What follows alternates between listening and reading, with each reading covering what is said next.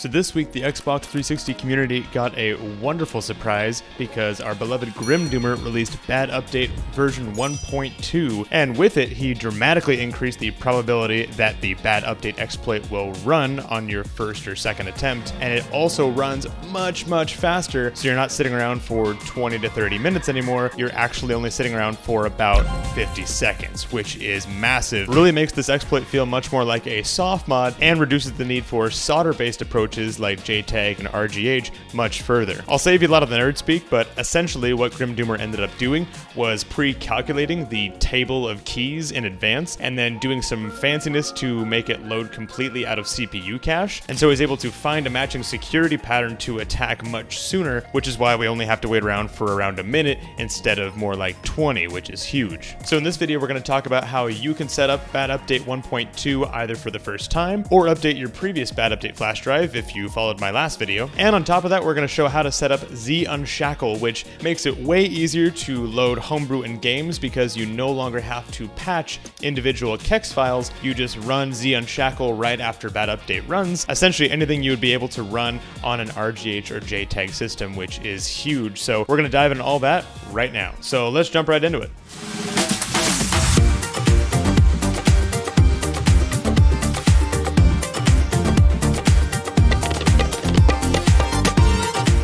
So things you'll need, obviously, an Xbox 360 console, preferably updated to the latest Xbox 360 dashboard, a computer with internet access, and a USB flash drive, preferably one that's quite large because if you're going to actually be copying homebrew games or backups or whatever to this thing, you're probably going to want a pretty sizable flash drive, and so as you can see, mine is 500 gigs here. And you should, in theory, be able to just format the drive to FAT32 from your computer, and the Xbox will play nice with it, but to be double safe, I like to actually stick it in the Xbox and let the Xbox format it, and then take it back to my PC. However, if you have issues with either of those approaches, especially if you're trying to format a 500 gig flash drive like I am to FAT32, then you may want to use a tool like Mini Tool Partition Wizard or something to just make double sure that the drive is properly formatted. And if you do format it from your computer, if you want to make double sure the Xbox likes it, just go ahead and stick it in there real quick, see if you get any pop-ups, accept the formats, and you're good to go. Next thing we'll want to do, if you haven't already done this, is to create a new Xbox profile that is not connected to Xbox Live, and it's from that profile that will run the exploit. And this is just to be extra safe so that we're not straight up waving to Microsoft saying, hey, look at me, I ran this exploit on your Xbox, doodly-doo. And I'm sure we all say doodly-doo from time to time. And our next step is to load up that USB drive with lots of files, and I'm going to have all these links in the description. If I miss any, please let me know in the comments. But first thing we're going to grab is the latest BadUpdate 1.2. You'll notice the repo is set to public archive, and I have a feeling that GrimDoomer is trying to say, hey, I increased the speed of this thing, but I'm not going to try to take this any further, so enjoy it, but don't ask me for any more than this. Super fair. This is probably as far as this kind of attack vector via software can go in the Xbox 360, given its hypervisor and other security measures. But anyway, we'll go ahead and grab the latest release of BadUpdate 1.2,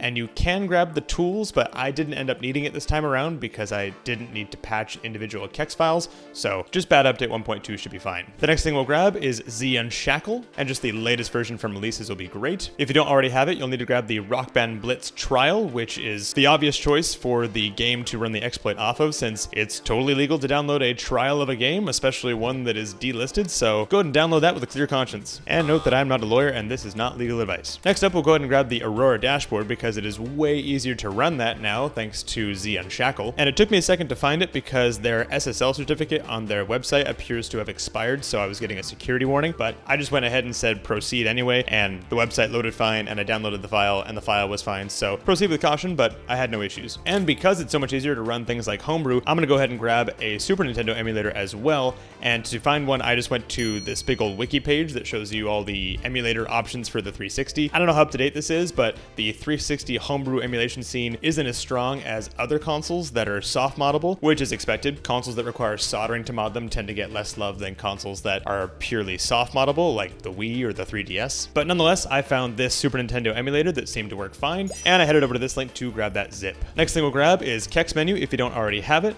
which is a super handy way to initially launch Aurora after we complete the exploit. And last, if you want to, you can grab 360 NAND flasher, which I also showed and used in my first video about BadUpdate. And this is really just if you want to make a backup of your 360's NAND, just in case anything goes awry, which is good practice to do, especially when you first gain exploited access to any console, whether by modding or exploiting. And so I did take a NAND backup of my 360 in my first video. So if you want the steps for that process, go ahead and check out that video after this. With all those files downloaded, finally we can start putting them on the USB drive. So first thing we'll do is extract Rock Band Blitz and put that in the root of the SD. And you should end up having to merge your content folder, which content is where the Xbox files are stored. It might be a hidden folder. And so if you're on a Mac, I believe it's Command-Shift- to hide hidden folders. If it's on Windows, it should just be an option in your Explorer view settings. And once Rock Band Blitz is on there, then go ahead and put the BadUpdate files in there as well. And then all you have to do is extract the new BadUpdate 1.2 folder onto the root of the SD card. And when it asks you what you want to do, replace or merge, you want to choose merge because it's going to be sliding some files in amongst the Rock Band Blitz files. Next up, we'll go ahead and extract Z-Unshackle onto the USB as well. You'll notice it has a BadUpdate exploit folder as well, and that's because Z-Unshackle actually works alongside BadUpdate. It's specifically designed for it to add all the patches and things we need ahead of time, and that's why we no longer have to patch individual kex files. So super great time save. Thank you very much to the devs of that. And if you want to see every little thing that Z-Unshackle does and how it did it, definitely check out their GitHub page. But for now, we'll go ahead and just export that here. And we do want to make double sure that their default .kex file that's meant to sit inside the BadUpdate folder is theirs and not anything else. So I just went ahead and double copied it over and hit replace and made sure that that was theirs because we want Z-Unshackle to run right after the BadUpdate exploit. Next up, we'll go ahead and install Aurora, and I just made a folder on my USB root called Aurora and put all their folders in there. Next up, we'll throw in our emulators, and so I made a folder on the root called emulators, and then a folder called SNES, and then I put just the entire contents of my SNES emulator and its various folder structure in there, and that gave me a nice clean subfolder for ROMs, and so I just put a few ROM files in there. And after that, we can load up some game backups on this USB, and so I made a folder in the root called Games, and then 3 subfolders, Xbox 360, Xbox, and Homebrew, because thanks to Aurora and all the other patches and things, we should have minimal issues playing both original Xbox and of course regular 360 games through this BadUpdate setup, which is awesome. It should be noted that you can't just drop XISO or ISO files right into those folders, A, because the softwares aren't expecting them, but B, remember this USB drive is formatted to FAT32 with a 4 GB file limit, so especially 360 games that usually are around 7 gigs, you're not going to be able to fit them on there. The solution is to use a tool like this for original Xbox or this for 360, and those are supposed to let you extract the XISO and ISO files into their folder structures, and it's these extracted folders you should be able to copy over onto your USB drive and launch from Aurora or what have you. If you want to see a more in-depth guide on that particular process, definitely let me know in the comments below, but for now I just stuck with my good old Bean folder, which is the 007 remaster that was never released, and I just absolutely love playing this on actual 360 hardware because it's just a super shame that they never released this, and they totally would have gotten my money back in the day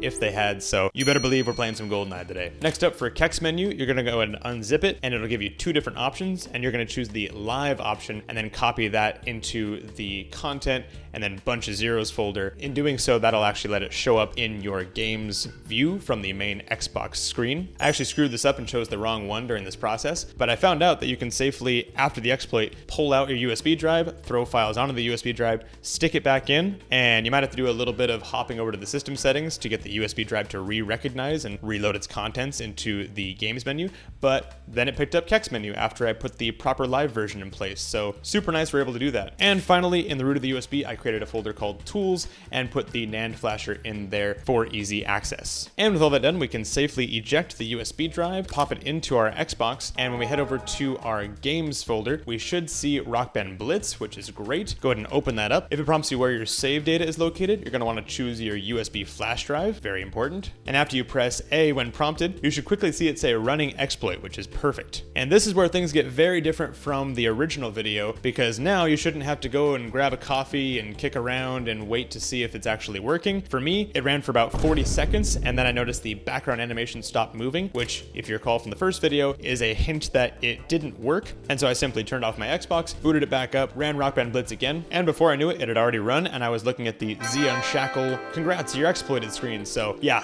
definite massive speed increase, and it's especially nice that it only took me less than a minute to learn that the exploit wasn't able to run, meaning that even with a failed exploit, it took me a grand total of about 2.5 minutes to have an exploited 360 at the ready, so that's huge. After hitting the back button on the controller, I was booted back to the Xbox menu, and then I headed back into Games, scrolled over to the xexmenu, which you can now see in the menu, indicating that you're indeed exploited. And then as usual, you'll think something's wrong, but you just need to hit the bumpers a couple times to scroll over to the contents of your USB drive, and from there I hopped into my Aurora folder and booted up aurora.kex. Definitely takes a second on first boot. This is my first time booting Aurora ever, because I don't yet have a JTAG or RGH Xbox in my house. But after about a minute, I was looking at a nice, clean, empty Aurora loader, which was sick. Now, like I mentioned, I never used Aurora before, but after a quick bit of Googling, I found out I was supposed to press the start button, head over to content and paths, and then I just added the Xbox and Xbox 360 paths that I created on my USB drive, and it instantly auto-scanned and found my folder for Bean, which, as we know, is 007 Remaster. So of course I pressed A to fire that up, and after maybe about a